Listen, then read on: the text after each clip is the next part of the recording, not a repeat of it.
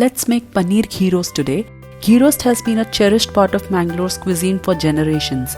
It's a super versatile dish and can be enjoyed by vegetarians and non-vegetarians alike using their choice of protein.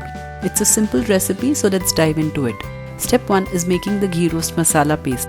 We will roast a few ingredients and then grind them to a fine paste. Take some coconut oil in a pan and add around 7 to 8 bedgi red chilies, 2 teaspoons of coriander seeds, 1 teaspoon cumin seeds and 1 teaspoon of fennel seeds, 1 teaspoon of black peppercorns.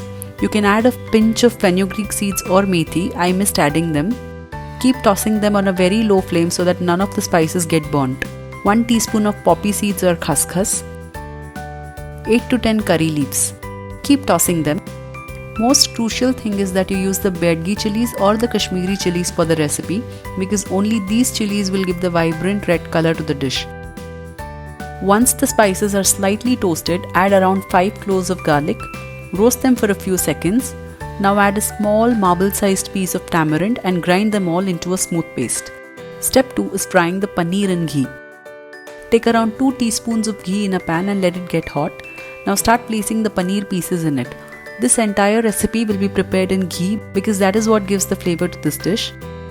Fry the paneer on a medium flame for close to 1 minute and then flip it over. Do not cook the paneer for long, as this will make it chewy and rubbery. Fry them for a total of 2 minutes and then put them in a bowl of warm water with some salt added to it. This will keep the paneer softer till we prepare the ghee roast. This is a trick followed in restaurants and it truly works in keeping the paneer soft. Now step 3 and the final step is making paneer ghee roast.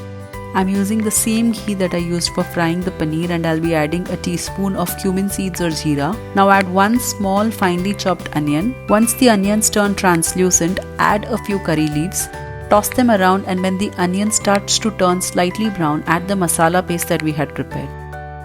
Now the most crucial step starts, that is to roast this masala with the ghee for a minimum of 5 to 7 minutes or even 10 minutes. Add some water and keep sauteing the masala.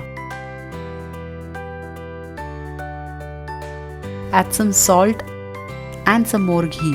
Don't shy away from adding ghee, as this is a big contributor to the taste. Keep adding ghee intermittently while roasting the masala. The 2 important aspects of making a good ghee roast is adding copious amounts of ghee and roasting the masala in ghee till your hands start crying for help. As the name suggests, it's ghee roast. So if these 2 things are done perfectly, then the ghee roast will taste delicious. Now add some jaggery powder here just to balance the tartness of the tamarind that we had added and the yogurt that we'll be adding towards the end of the recipe. And a small tip here is that if you use this kind of silicone spatula that I am using here, your job gets a tad bit easier, as this will easily scrape all the masalas from the pan without scratching the pan. Check for salt and add some more if required. Now you see that the ghee has left the masala and the gravy has turned very deeper in color. I've been cooking this for over 7 minutes. Now I will be adding around 2 teaspoons of curd here. Make sure that the curd isn't very sour and the flame has to be low while adding the curd.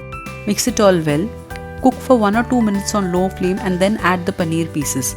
Cook for a minute or 2 and then switch off the flame. Paneer ghee roast is ready to be savored with delight. The paneer will be super soft as they have been soaking in warm water. Ghee roast tastes best with neer dosa. However, it's a super versatile dish and can be enjoyed as a main course with rice or roti, as an appetizer or as a side dish, or even as a filling for sandwiches and wraps. So do try this recipe and let me know in the comment section about your opinions. If you like the video, then subscribe to my channel, press the bell icon and do like, comment and share the video. Thank you.